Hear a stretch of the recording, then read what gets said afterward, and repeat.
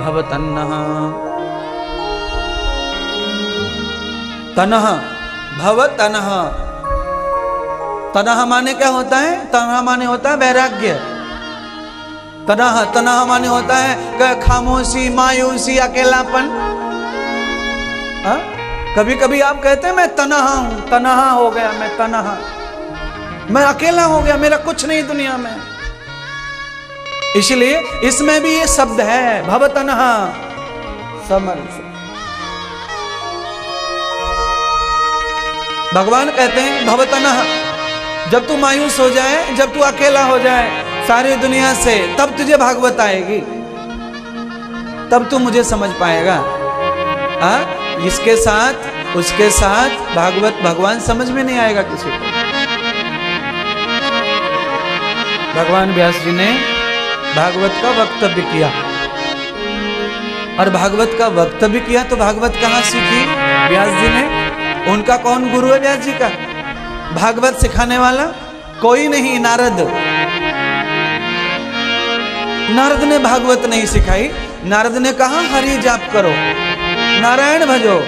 ओ भैया, भगवान प्रसन्न हो जाएंगे तब ही उनका चरित्र आ सकता है तुमको। भगवान प्रसन्न नहीं होंगे तो भैया भगवान के अंग, भगवान के मन को कैसे पहचानेगा कोई?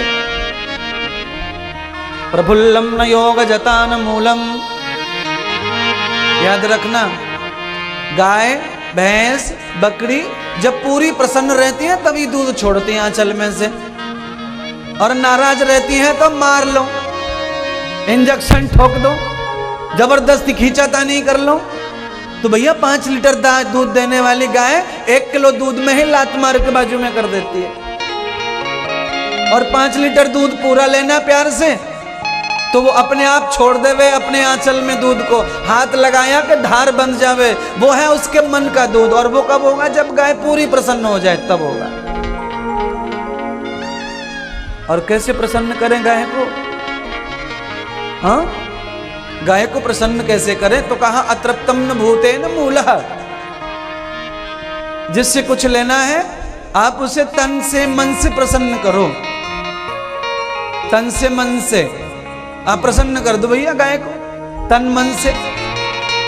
और धन से, तीसरा धन है, गुड़ खिला दो, उसे थोड़ी ढेप खिला दो, खर खिला दो, चुनी खिला दो, थोड़े चने खिला दो, चारा खिला दो, और थोड़ा हाथ घुमा दो, पुच्छी सी ले लो, प्यार सा कर लो।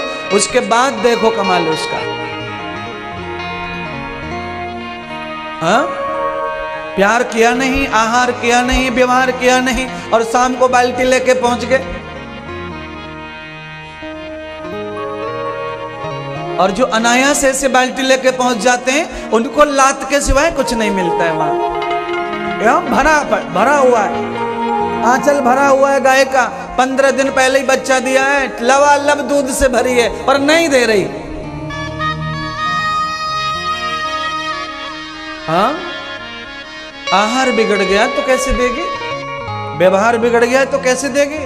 इसलिए गाय का तो केवल उदाहरण है।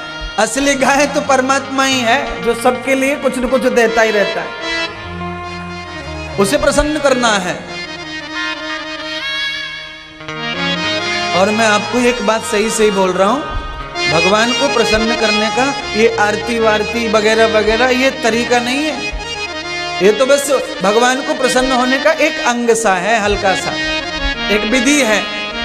इसके द्वारा भी भगवान को कहीं पर पाया जा सकता है, भगवान को कहीं खोजा जा सकता है, क्योंकि आरती को यज्ञ का रूप दिया गया है। उसमें हम विशुद्ध घृत यूज करते हैं, अच्छी बातें यूज करते हैं, अच्छा पीतल तामा यूज करते हैं, और बस इस प्रकार करते हैं, प्रकृति जिससे शुद्ध हो जाती है। तो भगवान को पुण्य के रूप में कुछ देना रहता है, वो हमें दे देता है, पर नजदीक नहीं आता भगवान। याद रखेगा कभी भी।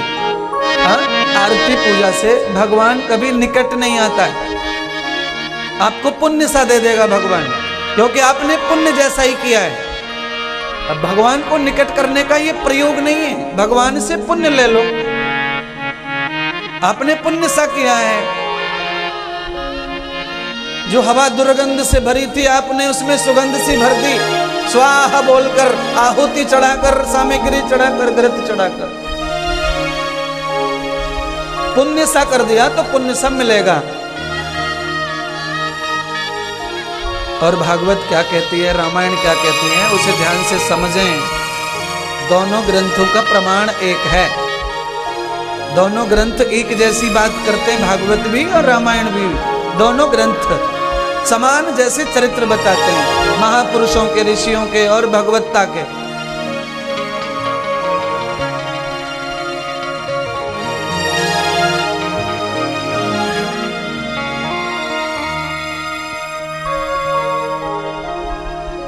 दोनों ग्रंथों में समानता के साथ में परिणाम दिए हमारे कर्म का।